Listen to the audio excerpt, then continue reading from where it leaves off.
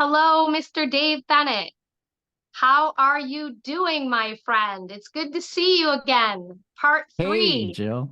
Hey, Jill. Thanks for having me back. Glad I didn't turn off all your listeners, but and happy first year anniversary. Thank you so much. I'm so excited. Thank you for mentioning that. I'm really stoked. It's 22 episodes. And this time last year, I started my podcast, and it has been so wonderful and exciting. And I am just thrilled with how many people are watching and just sharing. It's just so much fun. I don't know how you feel, but I love doing it. Yeah, I have a lot of fun with my podcast. In fact, in a few weeks, I'm going to hit my 200th anniversary. So, Whoa! 200 episodes? How many years? oh, I don't even I have to go back and look. It's been a lot of years. Anyway, it's a weekly podcast, that I've been doing for quite a while.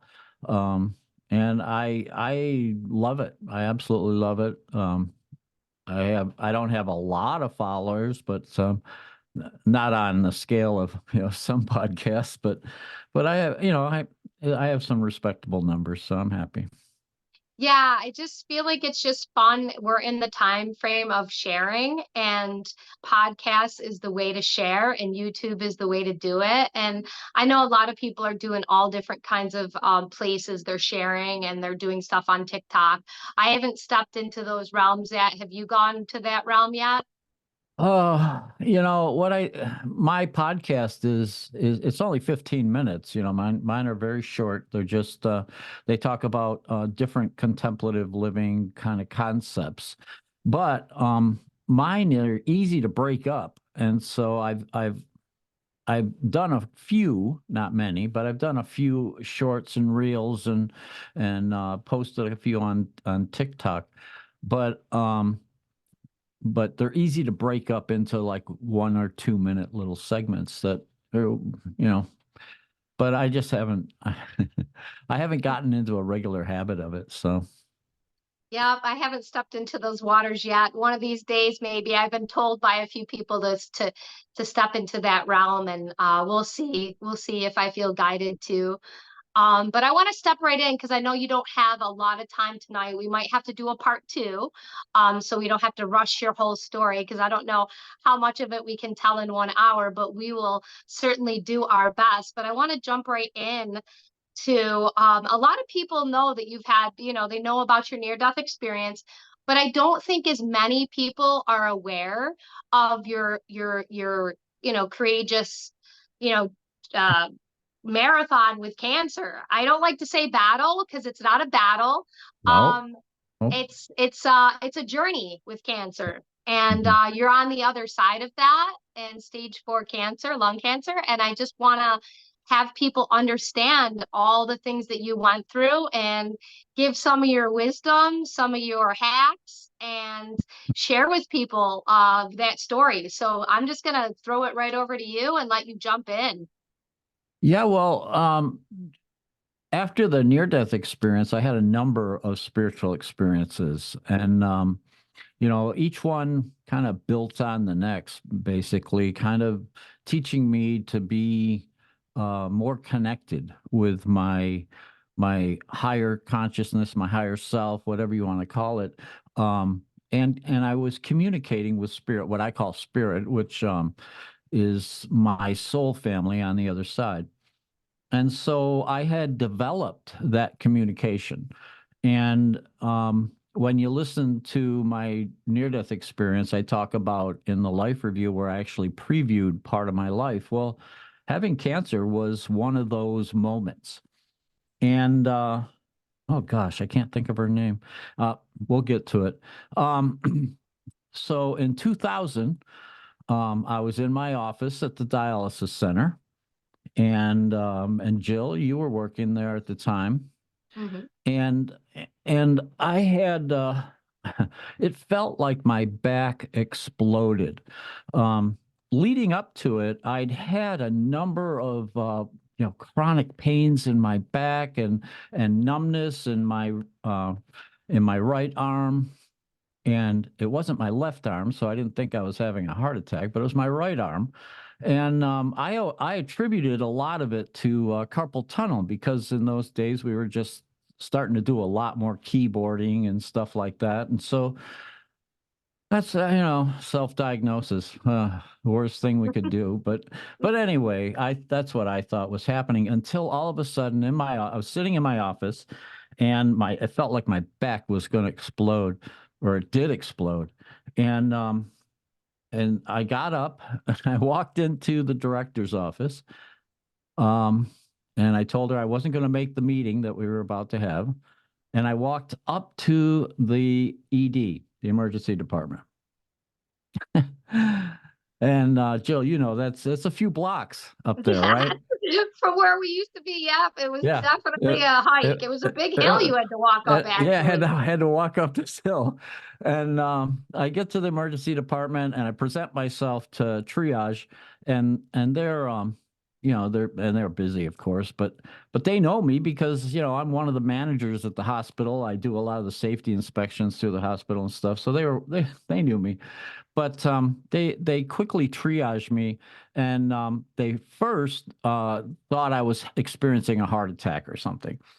And so they put me on a 12 lead EKG, and I'm like, oh, I just can I have some pain medication? Because all I could see was a red haze of pain. I was just in absolute pain, and they ruled out the heart attack.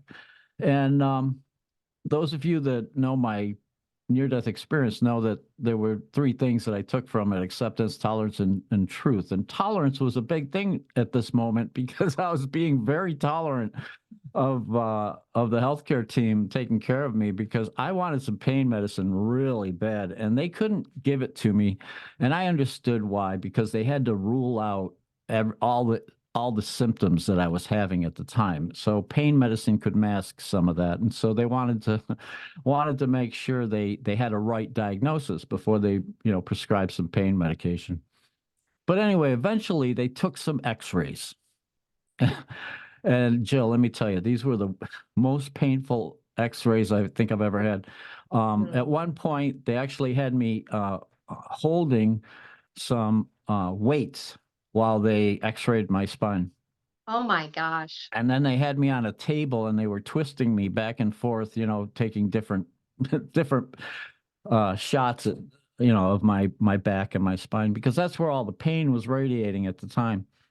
And and I tell you, I was screaming in agony every time they'd move me, one way or another, would make me do this, do that. And then eventually they, put me in a room to await the results. Still no pain medicine. And and I was laying there, and the nurse came in, and this nurse because she was going to nursing school while she was a secretary at the dialysis center. Who was I it? I won't, don't remember.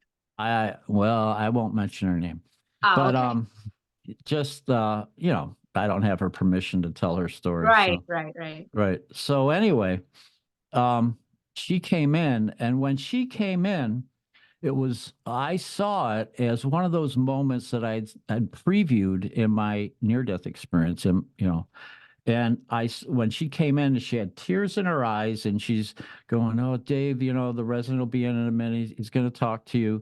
She'd already heard what the prognosis was, and but she couldn't tell me.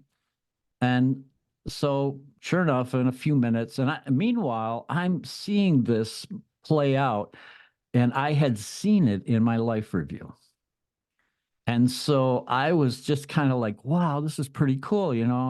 Um, anyway, she came in, then he came in, and he was hemming and hawing, and I'm sitting there thinking, I know exactly what he's going to say. And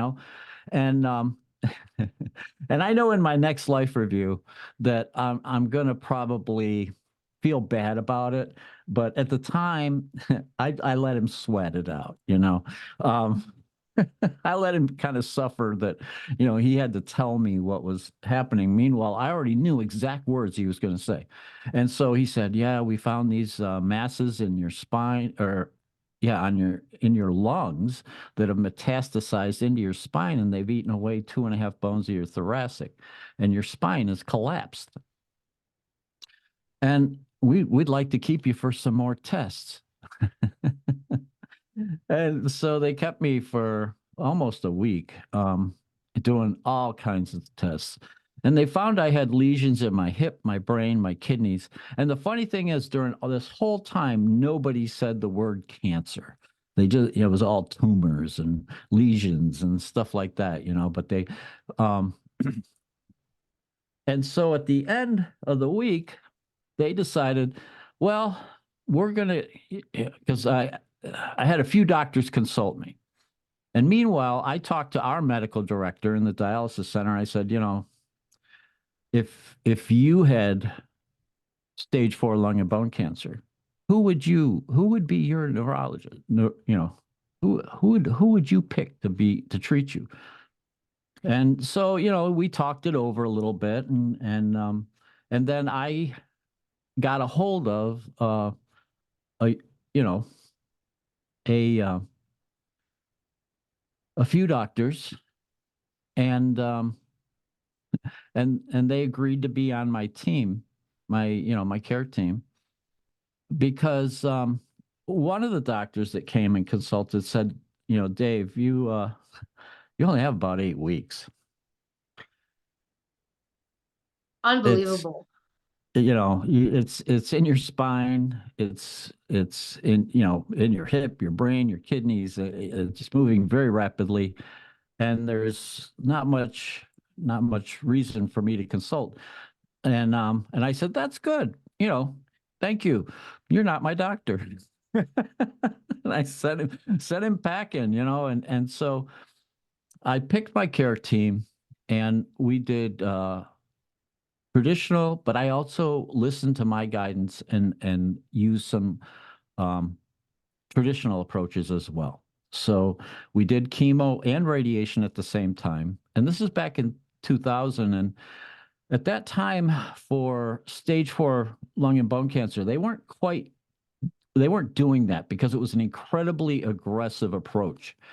And and and they're doing it now apparently, but they weren't doing it at the time. They would pick one modality at a time and do that, and Right. see how it progressed, that sort of thing. But they were doing a different doctor and group was doing radiation and cross consulting, and at the same time doing chemo.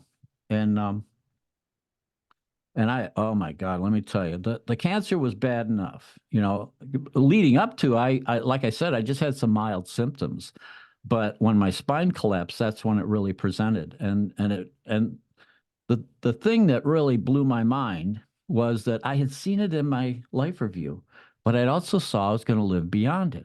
The thing I didn't know was how severe it was going to be, because it was bad.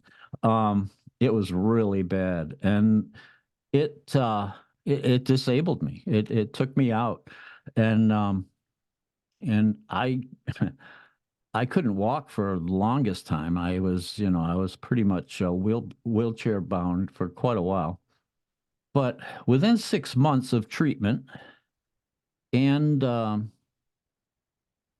doing traditional and holistic approaches, What I'll was the talk a little holistic? bit. Yeah, what was the whole? Yeah, we'll talk about that in a second. But the it took 6 months, and my spirit communication started telling me that there was some improvement. And so I started asking the doctors, can we do another scan? And at the time they were doing PET scans to see, because a PET scan it uses radiation or uh, nuclei, radioisotopes in order Yeah. to light up the cancer cells, actually any active cell in your body, and so they can tell, because cancer cells light up active, and so anyway, they didn't want to do it because they thought it was an undue, putting me through more trauma than I actually needed, and I understood they thought they were being compassionate. And But eventually, I think when they realized that insurance would pay for it, they finally agreed to it. And I'm kind of half joking, but I really do believe it was because it would get paid for. And when they did the test, and then, I waited patiently for the results to come back, and nobody said anything. And so I started asking, and it took actually one of the techs that worked for me, his brother worked in the oncology where I was getting the chemo, where one of the doctors, one of my doctors was the doctor that actually did the PET scan. And so he I finally pulled him aside and I said, look, they took this test. I know the results are back. I can't look at the test because of regulations, hospital regulations. So I said, would you look at the test and make sure my doctor sees it, And and he looked at it, and this is going on almost 3 months since the test was done. And he finally Oh, looked at okay. it. So 6 months and then 3 more months. Yeah, yeah. And so he says, well, Dave, it looks really good. And he says, I'll make sure the doctor sees it. And the doctor comes right over and he's like, um, you know, the test we did was incredible. It showed that, the cancer was gone. And he was shocked. And he said, we want to do some follow-up tests. And I said, fine. And then and so we did some more tests, and they determined that the cancer was gone throughout my entire body, was gone. And and so I stopped treatment. I said, cancer's gone. We don't need to treat it anymore. They wanted to do a whole nother series, palliative type, treatments and things like that. And I said, no, we don't need to anymore. And so I just continued with my holistic approaches. Now, what I did for holistically to balance out the traditional was there's a there's a tea that President Kennedy took for his cancer. It was called Essiac tea, and it's made up of four roots that the Ojibwe Indians actually used to use as a curative. And because of my leaning toward Native American spirituality, that really resonated with me. And everything that I did holistically, I checked in with my guidance to see, is this good for me? Because, Jill, as you know, I knew a lot of people in healthcare. I knew a lot of people in Yeah. the holistic community as well. And I was getting suggestions from everybody. And in fact, one of the reps that used to serve our dialysis program, she recommended that I do this Ralphing, jumping up and down on a trampoline, and um, Oh my goodness. and I said, I have a broken collapsed spine, right? It's like, Wow. I don't need my spirit guidance to tell me that that's not good for me.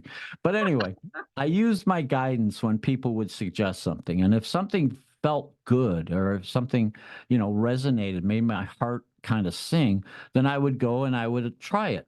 And then when I would try it, especially if it was something that you would take orally or something like that, I would check in with my body and say, "Oh, wow, that feels good." Another one was called Propax, and I'm not endorsing any of these because I really want to stress to folks this worked for me. Doesn't necessarily mean it's going to work for you. You have to use your own guidance. You have to you have to check in and follow your guidance because your body, your connection, your guidance will actually, will affirm what's best for you. But Propax was just it's a series of pills because I couldn't eat. Um, Between the two therapies, I was just I could bear I anything I would eat just it was I had no appetite, and everything I ate tasted like metal. It was terrible. And so but these pro packs were a series of pills that I could take that actually stimulated.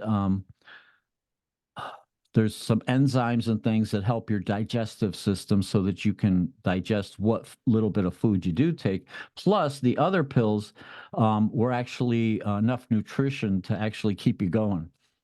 And Wow. And how and did you get so connected with that? Did someone tell you, or you just were reading, or do you I don't remember? remember. I don't remember who suggested that, but it's a series of 3 packs of pills a day. So you would get this packet of pills, and there'd be 3 horse tablets and one oil tablet that you oil capsule that you would take. And I did that 3 times a day.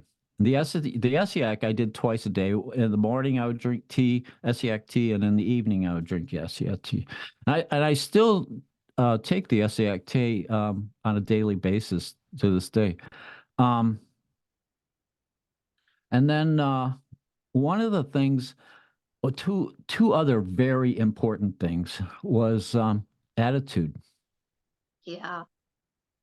Jill, you remember when we were in the program, the same time I was diagnosed, the nurse manager was diagnosed, the medical director was diagnosed with cancer, and the medical records director was diagnosed with cancer. Yep. Yep. Four That. different types of cancer. And the 2 people that, well, the nurse manager got diagnosed while I was still being tested in the hospital. And she came and I met her in her room in the hospital. We're both hospitalized at the same time. And the minute I walked in, she said, "Dave, I just received my death notice." And I was like, "Oh, you cannot say that. Yeah. You can't Yeah. go there. I mean, you've got to see yourself beyond it." And so that leads me to another thing that I did was I visualized my life beyond the cancer. So and I, to the point that I knew I was going to survive this, even though everyone around me thought I was in denial and thought I was a dead duck. That was the end of me.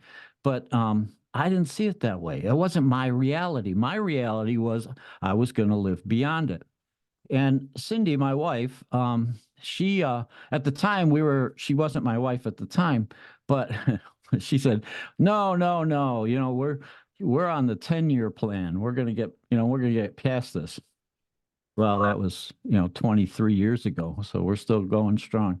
Um, That's but great. anyway, yeah, but anyway, it's it's an interesting thing happens when you get a severe prognosis like that. And Mhm. anybody who's listening will understand what I'm saying. When you first get that diagnosis, there's kind of a fog, and you really need to have somebody with you to hear all of the information they're going to throw at you, because they're going to have a lot of information for you, and when you first hear that diagnosis, you there's a little bit of a brain fog that kind of hits you. And but once you've, digested that information, there's a clarity that comes. There's a clarity of knowing exactly what's important in life. Right. And that's something to hang on to, because that clarity is actually your awareness rising above the circumstances. That's a higher level of awareness that most of the time in life we really don't achieve, because we find ourselves in the circumstances and we just live there. But Right. when we're able to rise above the circumstances with that sense of clarity, and the first thing you realize is what's important. What's really important in your life, in your day-to-day, and in your interactions. That's critical. That's absolutely critical. Um, I also performed a lot of visualization. When I was in radiation, I went in because I was manager, at the hospital, I took some liberties. I would go in before my radiation and I would look at the scans. Okay. I would look at my own scans. And because I wanted to visualize, I wanted to be able to clearly see the cancer in my mind's eye. So that when they would put me on the table and, and start the radiation treatments, that I could visualize it. And my visualization was I used, and this is spirit guidance kind of showed me how to visualize this. I would visualize the cancer, and then I would visualize an energetic feather wearing away the cancer. Like just Very, like blowing it. Like, wow. yeah, just Wow. very, very, very lightly. Um, and the reasoning, I asked Spirit, why the feather thing, And Spirit was like, well, because you can't just visualize it gone. You have to slowly have it dissipate. Because if you visualize it gone, it would create a void, an energetic void, and the body wouldn't know how to handle that because the body is always looking for um, homeostasis, equilibrium. It wants everything to be balanced. Okay, and so to use the feather and to wear it away gently like that was what spirit asked me to do, and so that was my Wow. visualization. And then when I was in chemo, they would bring in, the infusion bags, and I would say, hang on. And I actually brought a small altar. Boy, I should have brought it with me. I should have. I don't think, no, I don't have any of the components to it. But it was basically a small little something that represented um, my higher self, my higher consciousness. Okay. And I would bring that and I would put it in my side table to be there when I was doing the infusions. And they would Wow. bring in the bags, for the infusion. And I would say, please, before you hook that up to me, I said I'd like to, pray over it. And basically, I would do just a quickie little meditation so that these drugs would perform for my highest good. Okay. That's And incredible. then I would allow them to hook it up. And and and I had a great radiation tech. She would because they have to align you perfectly each and every time when you're in the radiation before they, because they tattoo little target marks on you. And every time you'd go in, they'd take a Sharpie and they'd highlight those tattoos so that they would line me up perfectly the same way each and every time, right? And Okay. sometimes they would draw little smiley faces and stuff like that. But I always brought my malas with me, the Mm. meditation beads, Yeah. and I would, I'd wrap those around my wrist, and she noticed them, and so we got to talking about, what are you doing when you're, while this is going on. And I explained, my visualizations and what I was doing and everything. They thought it was absolutely great.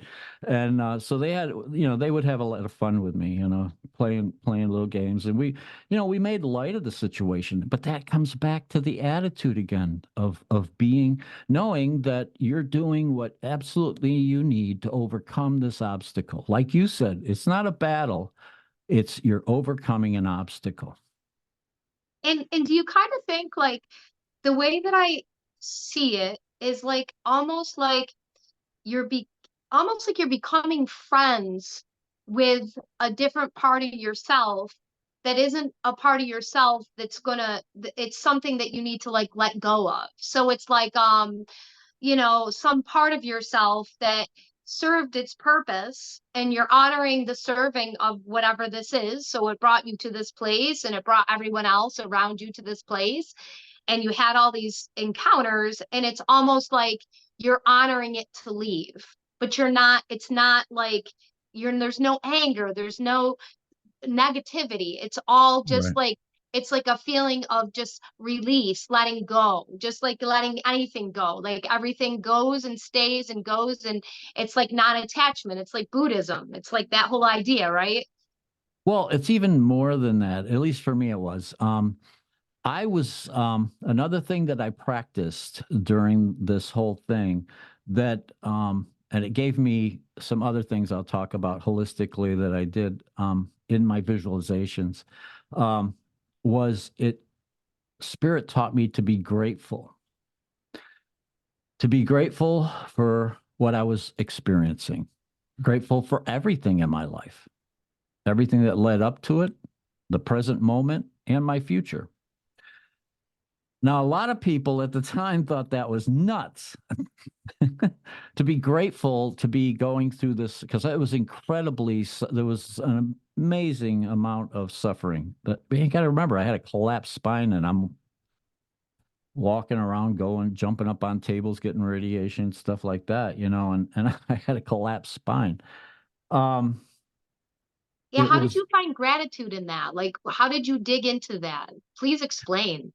yeah, well, gratitude is a pure thing when you come at it sincerely with your entire being.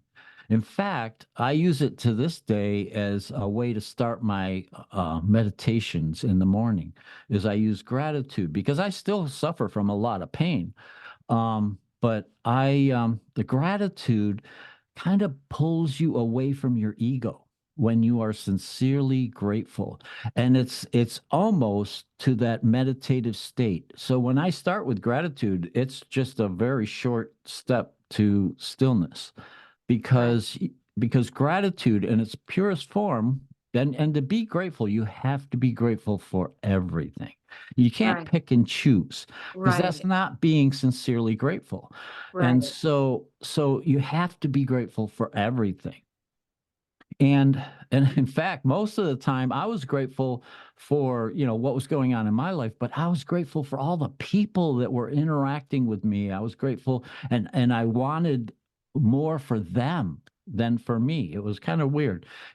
So gratitude then begins to expand into gratitude for those people that were trying to help me and trying to serve me and stuff like that. So um and so then it grew, my gratitude grew, and that helped me to get past, because when I left the hospital they um they prescribed a pint of morphine and a jar of Percocet Oh, because they were oh, they wanted me to stay comfortable. One of the philosophies in healthcare is that you shouldn't have to suffer extreme pain. And so they were trying to make me comfortable. The problem with the drugs was that when I was on the morphine and the Percocet, I couldn't hear spirit, and that drove me nuts. That was more of a psychological nightmare for me than anything. So when I was in the hospital and I was really drugged up while they were doing these tests, and I had kind of an angel experience. So I'm in the oncology ward. And they're every now and then they're taking me for tests and this and that and the other thing. But you all from the dialysis center, from all around the hospital, because I was one of the safety officers for the hospital, besides being the manager of the dialysis programs. And people were coming into my room all three shifts, day and night, 24/7, and they would stop in to, see how I was doing and to, and to, but the funny thing was a lot of them would sit on the end of my bed and they would tell me all the things that I had done that had inspired them or had given them, something. I don't, and so it was almost like another life review in many ways while I was in the hospital. And so, and a lot of times, they would be, um, because they knew what the prognosis was. They knew that I was, didn't have according to the doctors, according to medical system, I didn't have very much longer to go. And but I knew I was going to live beyond it. So they would sit there and they would almost utilize you.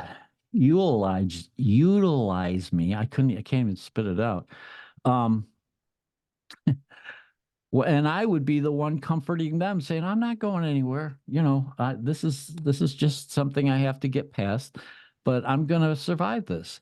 And A everybody huge, thought, a huge amount of love too, Dave. "Oh yeah, Like, yeah, I yeah, mean, that kind of love, unbelievable, that had to un really be a good catalyst as well, on top of everything else. yeah, Even though yeah. you knew, but see, you had a knowing that I don't think a lot of people can understand. And I think if somehow you can express some way, somehow with your words about how you just trusted that knowing, because I think if everybody could trust that inner knowing, they could understand how you healed. It was Well, yeah. it was beyond so many things, but I maybe you could try to explain that. Well, I kind of had a leg up, Jill. They, I saw that I was going to have the cancer, and I saw I was going to live beyond it. And the life review and the near death experience was more real than this life. This life still to this day feels kind of dreamlike to me compared to the reality of that experience. So that hyper realism really was I didn't have any doubt that I was going to, die from the cancer. At least not at that time. And so I was I was very clear. I was very clear that this was something that I would get past. And I knew it. I absolutely knew it. And so I started visualizing my life, what Cindy and I were going to do. We started making plans. We actually started house hunting. Um, we found a house in Skinny Atlas, and all these things were going on, while I was going through treatment and stuff, and people thought Dave's in denial, he's in denial. Um, Meanwhile, I jumped, the stages of grief, right? Elizabeth Mhm. Kubler-Ross. You start out in denial. That's the first stage, right? And most people in healthcare know it. And so they all saw me as in denial. Meanwhile, I jumped right to acceptance because I'd had that experience that showed me that I was going to live beyond it. And I could accept that I have the cancer. And this is just a bump in my road and that I'm going to get past it. And so I went right to acceptance and knowing that I was going to, and that's important. Attitude has so much to do with this. Um, some other visualizations that I actually use to this day for my clients, when I do my healing work with other people, um, is communicating with the trillions of cells within your body. Those cells have a memory.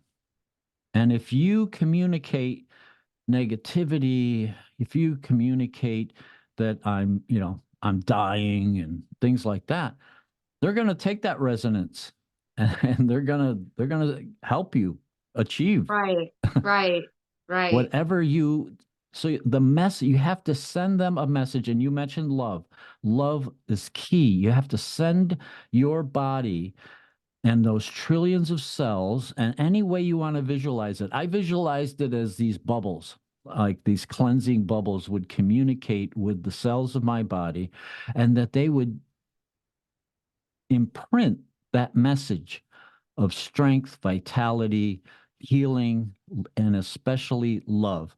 Because love was the driving force for all of that, for strength, vitality, and healing. And so to give that message to all the trillions of cells within your body.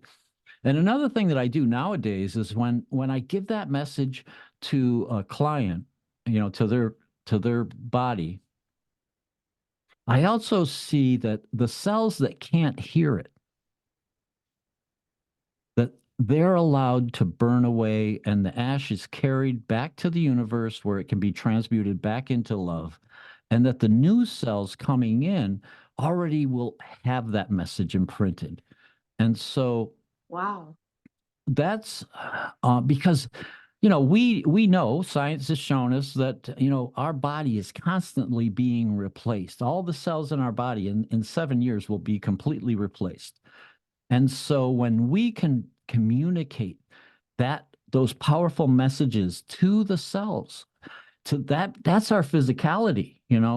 And if we can communicate to that level of our physicality, a pure message, a pure message of that love, then we can overcome just about any obstacle, if it's meant to be. You always have to put that caveat in, right?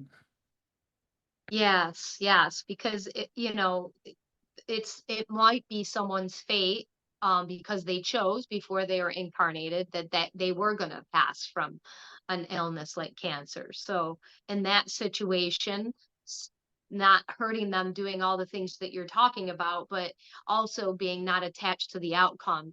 And I think too, you had the knowing, so that helped. But in anybody's situation, if you do these things and you just don't get attached to anything and just walk through it in the moment of it, I think that would help too, right? Yeah, being present, being totally present, and keeping that vision, um is only going to help you. It's only going to make you more comfortable. Um, it's I'm not going to make it sound like it was fun. It was not fun. It was very painful. I went through a lot of suffering. Um, my family How went through a how lot of long how suffering. long of how long, if you had to quantify it in time, the time that we understand, that people still understand as linear time, how long would you say that you were suffering? And do you think, and as part two of that question would be, do you think some of these practices and some of these methods of your stillness actually made the pain less because you were in a more peaceful, you know, relaxed state?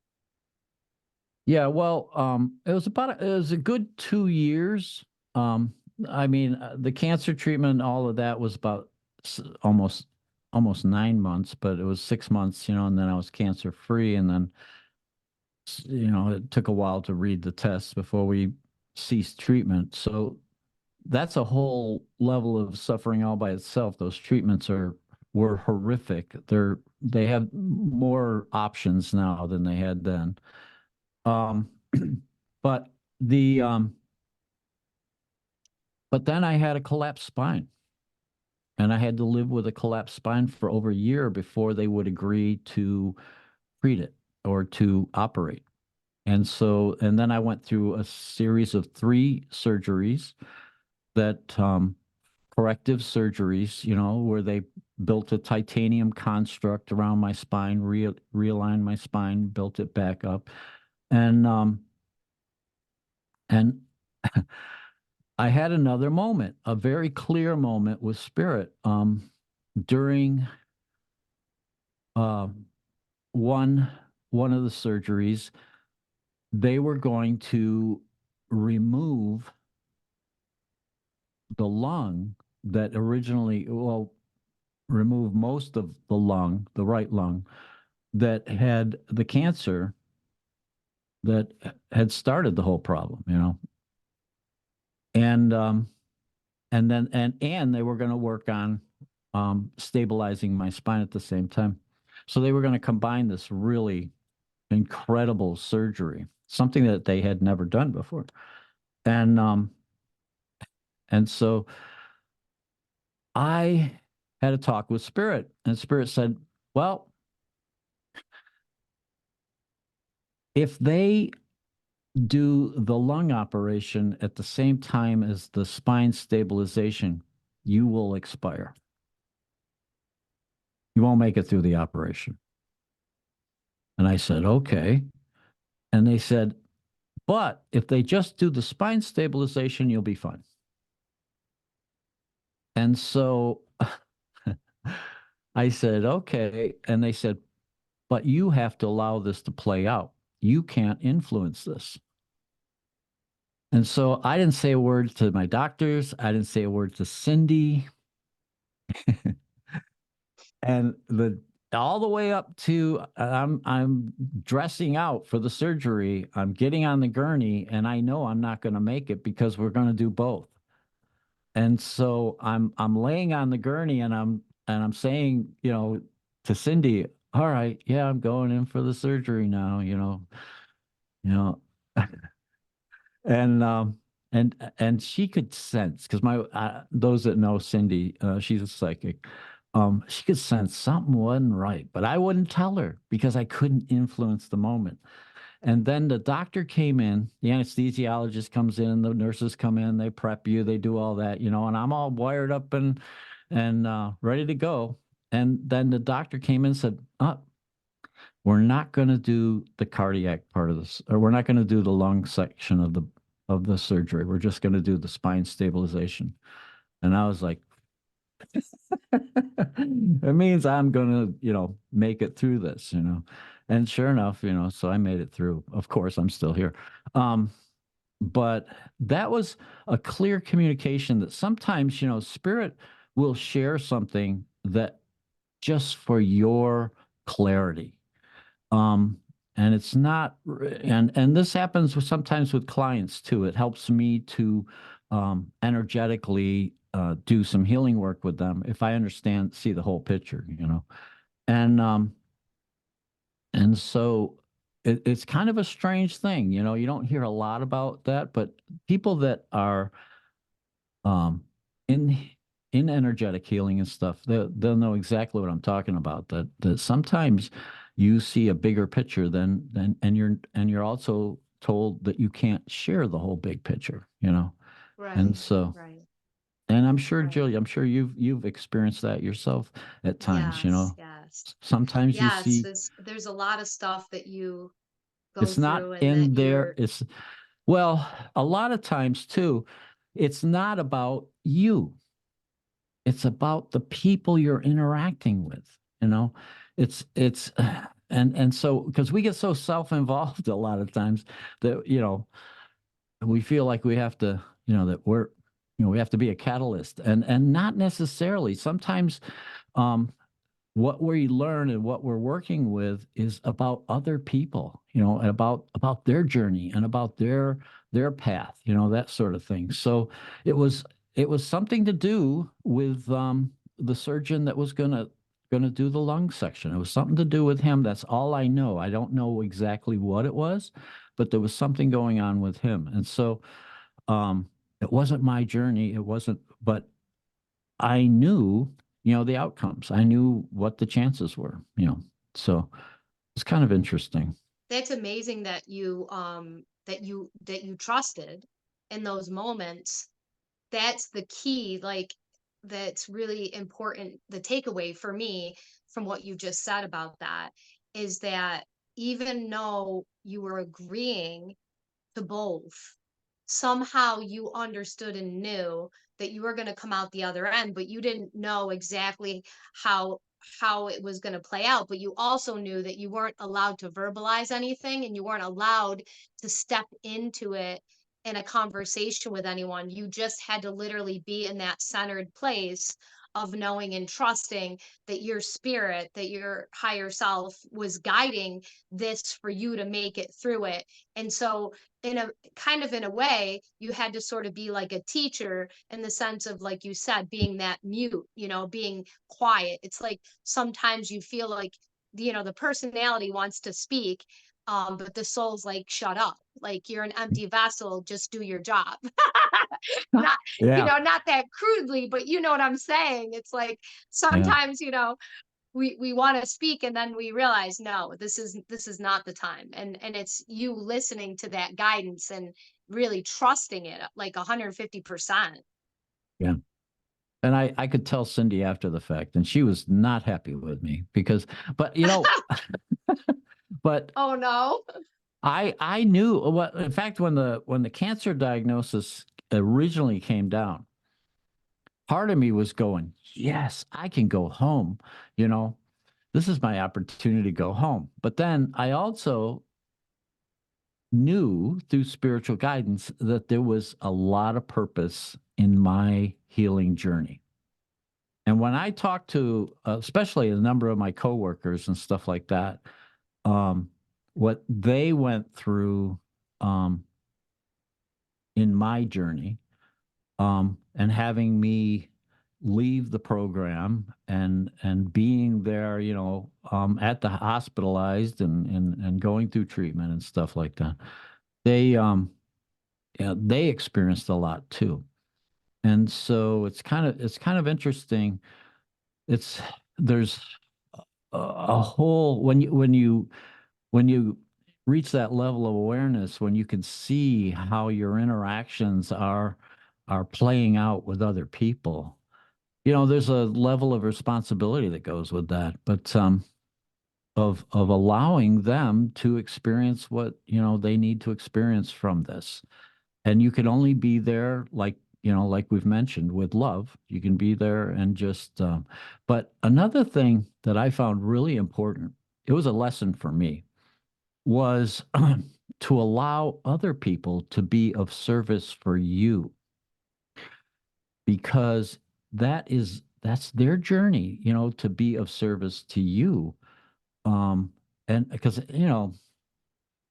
you kind of want it, guys especially kind of like this, I'll deal with this. Or a lot of times people, when they get a severe prognosis, they shut down, they close off from everybody.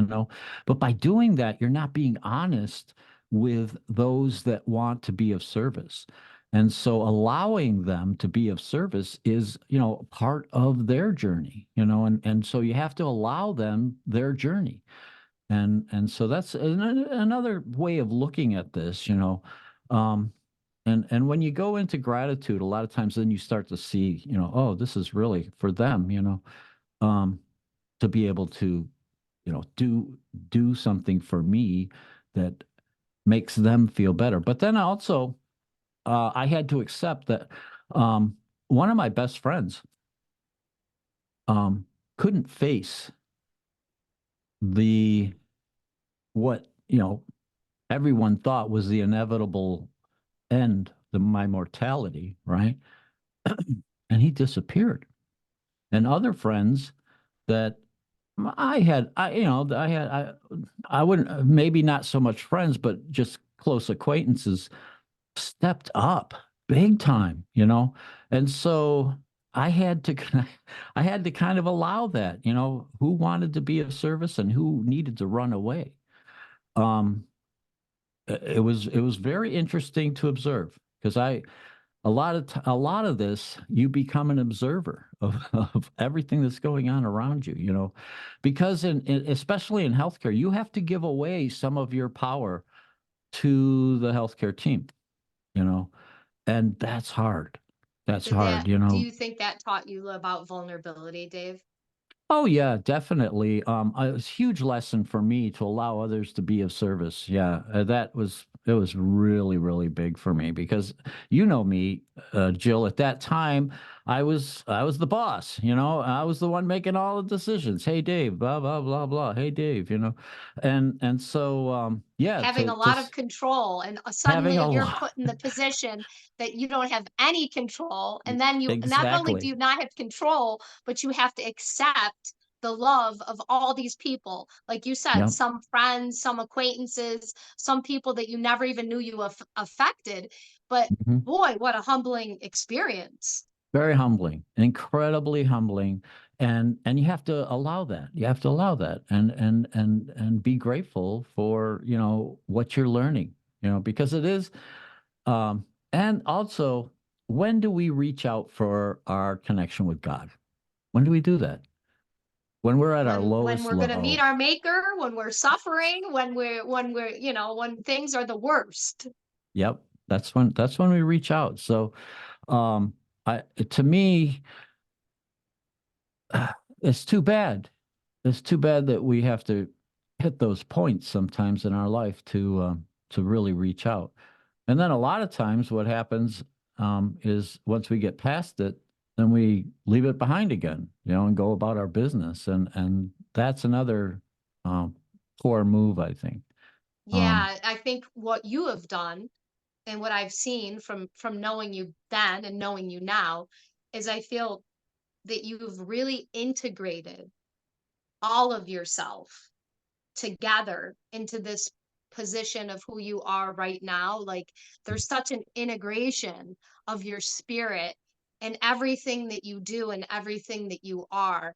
And I remember that time that I saw you when we first reconnected, and I saw such a different you when we Yeah. were, when you were talking about your near death at the hotel. It was at the psychic festival, and we ran into each other.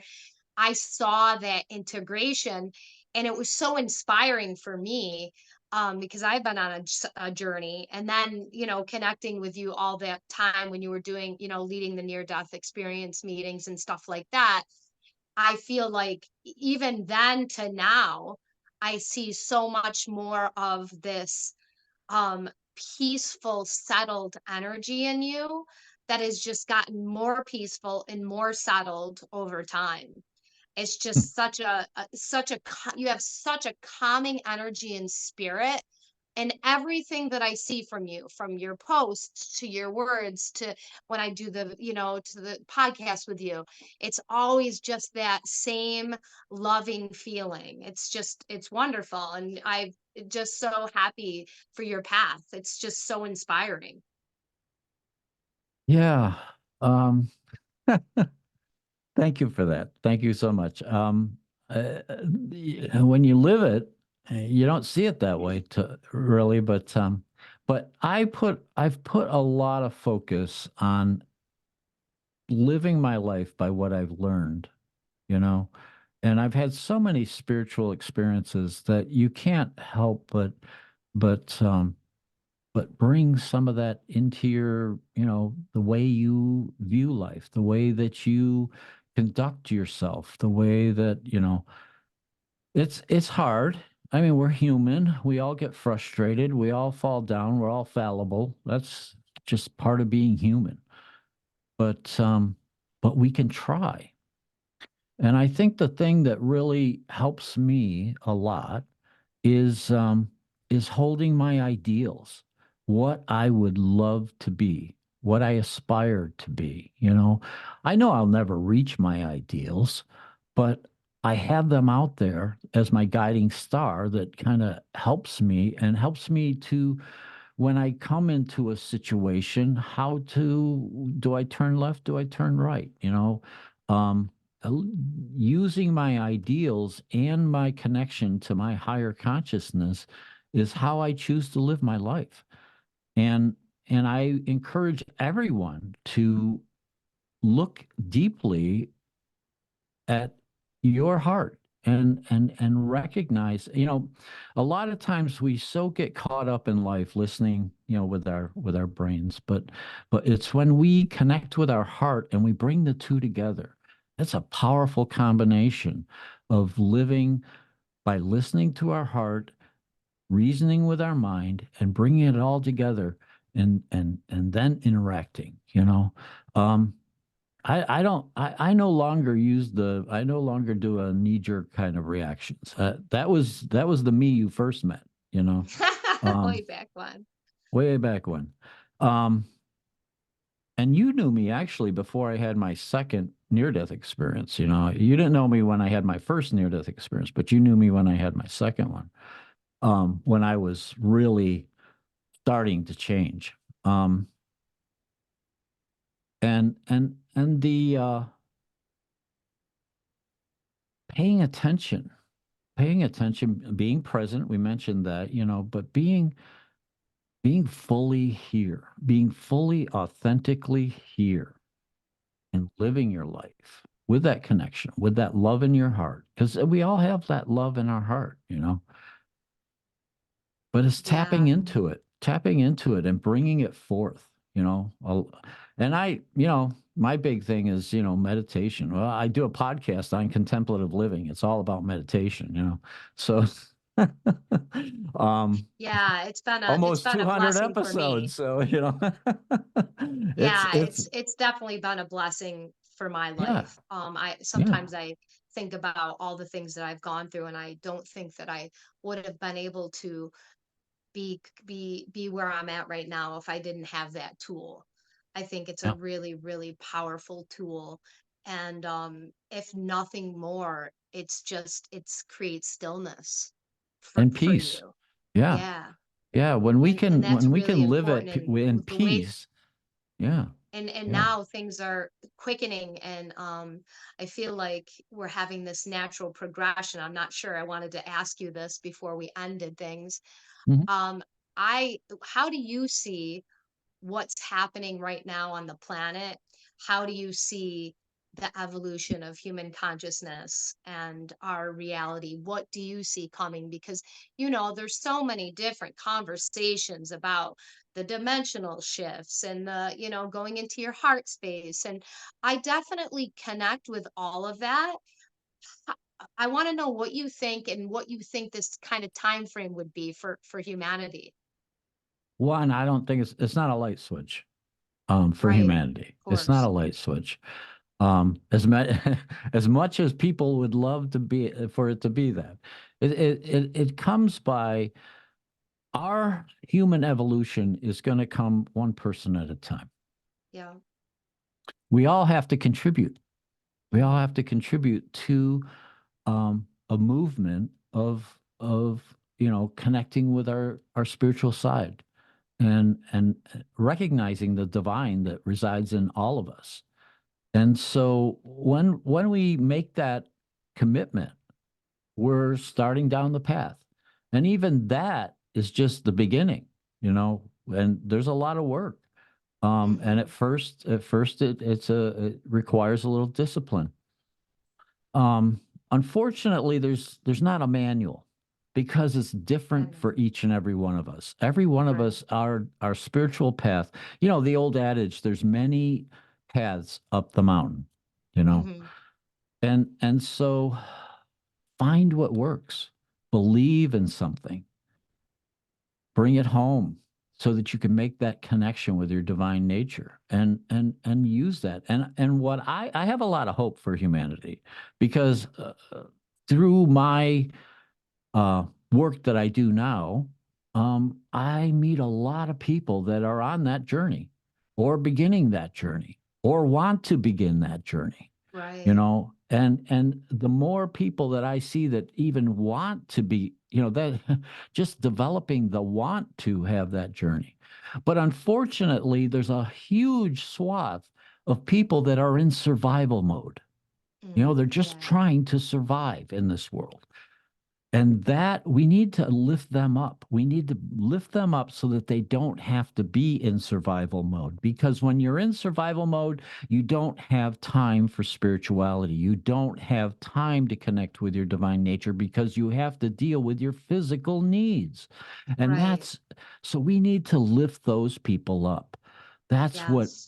that's what's going to help us. That's what's going to help the world. Every time we lift ourselves up, yes, that's a benefit. But when we can lift ourselves up and help a brother, help a sister, that's even more beneficial. Yeah, and I think that's another collective thing that we're growing into, is we're shifting from service to self to service to others. And I really do believe that we're at the tipping point, that there's more humans now than ever that are in service to others. And Yep. I know in my path I've started to witness a lot more of it than I'd ever seen, let's say 20 years ago, 30 years ago on my path. So it is very hopeful. And I guess another quick question I want to ask you is, when did you start to have that? I'm going to put it in these terms. I'm not sure if it's terms that resonate with you, but when did you start to have your ego death, where you were Ah, more in that heart place and you weren't controlled by the mind? Like, when did that start happening for you? Jill, I don't like the ego death idea because we don't kill the ego. Right, right. What we do is we bring the ego into balance. Right. Um, Okay. Thank you for clarifying that. yeah, because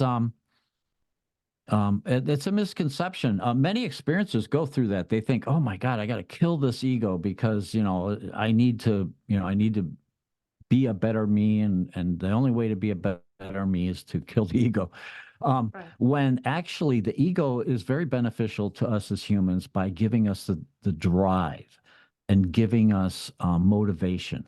Okay. So ego is okay when we bring it into balance. It's when it's an overactive ego that it's not beneficial.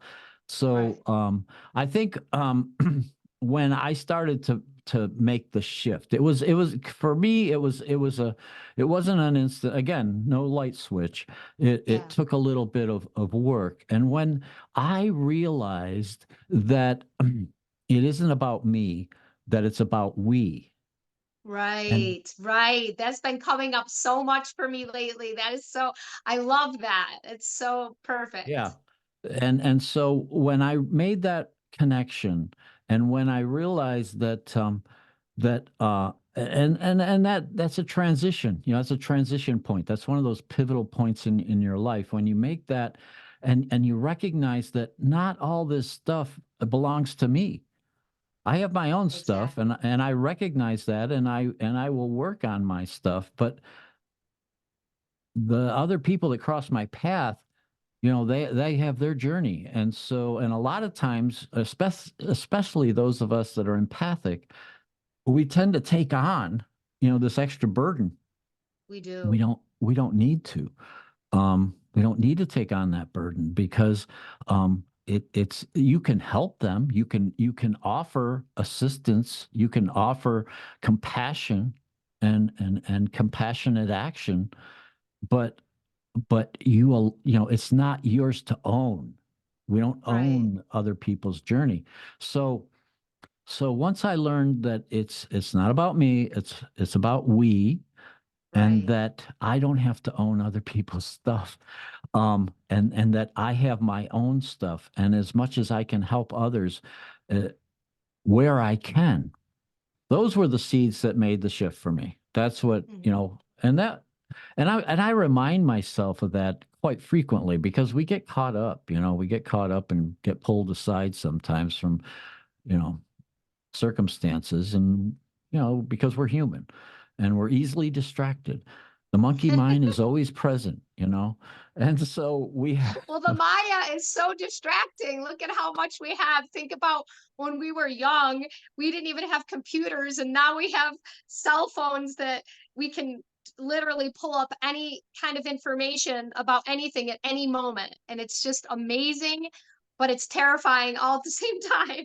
yeah, and I don't think we have to be terrified of technology. In fact, I'm a huge proponent for AI. I believe that AI can really help us. It can be a tool, like anything.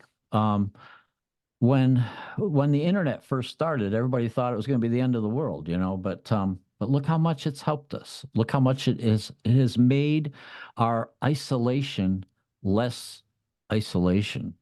It's Right, bringing us together. We can right. communicate with people all over the world now. And um and and so I really believe that AI is just going to be another tool that can assist us if it's applied properly. It's like any tool, Right. you can have a hammer and a hammer can be very beneficial. It can help you to build something great, but it can also tear something down. All right. So we have to use it judiciously. We have to use it in a proper way is all. And that too, as our consciousness expands and as we grow as people, I think that the AI will grow with it, and then it'll be matched with the consciousness that we're all reaching. So I have Yeah. hope. I don't, but I think that's also something that you have within you, that's you don't resonate with fear. And I think if you resonate with fear, that's can be, dangerous. We all have a responsibility too. Once we start to raise our awareness, we have a responsibility to keep an eye out. When something isn't right, we need to call it out, you know? Um, we can't keep our head in the sand. We have to keep moving forward. And so I really believe that, we all have a responsibility to help each other. And if we're going to lift each other up, when something's not being done, when something is wrong, and we all know what's right, we all know what's wrong. That's an intrinsic awareness that we all have. And so when we see something that is absolutely wrong, we need to call it out. you know? Yeah, and I think that's about being authentic. Hmm. Hmm. That's being Exactly. authentic and connected Yeah. to yourself, is being Yeah. able to stand up no matter who you're standing up against. And it's hard, you know, it can be hard and frightening if you're not used to doing that. But you can Yeah. always be, there's always somebody around that you can bring awareness to. Hey, this is going on. That's not right. Maybe they can stand up stronger than you can. Yeah, that's true. Well, it takes a village. It takes a lot of people to create Absolutely. Yeah. the shift that we Yes. all want. So Yes, it does. w- Yeah. we're getting there. All right. Well, I probably took more time than you originally wanted. So I apologize if that's the case, but I'm so glad that we were able to communicate and definitely do another one, hopefully in another few weeks, when we can catch up again. Sure. Sure. Yeah. Down the road a bit. Let some time pass. Think of a Yeah. good topic, that we both resonate with. Yeah. Sounds great. So we can just keep communicating on Messenger and figure out when that's going to work. And I'm always up for ideas. If there's anything that you feel that's like a hot topic in the time that comes up, you can always throw it at me and we can talk about that too. Yeah, well, you could look at the library and if you see something in there that you want to talk about, Oh of my yeah, I pod, mean look at the you library of have a my lot of podcast. wisdom, Yeah. Dave. We could have many podcasts and cover So, many different things. yeah. All right. Thank All you right. so much, Joe. Thank you. Yes, thank you so much as well. I hope you have a wonderful night and give my love to Cindy. I will. Okay, bye-bye. Bye-bye.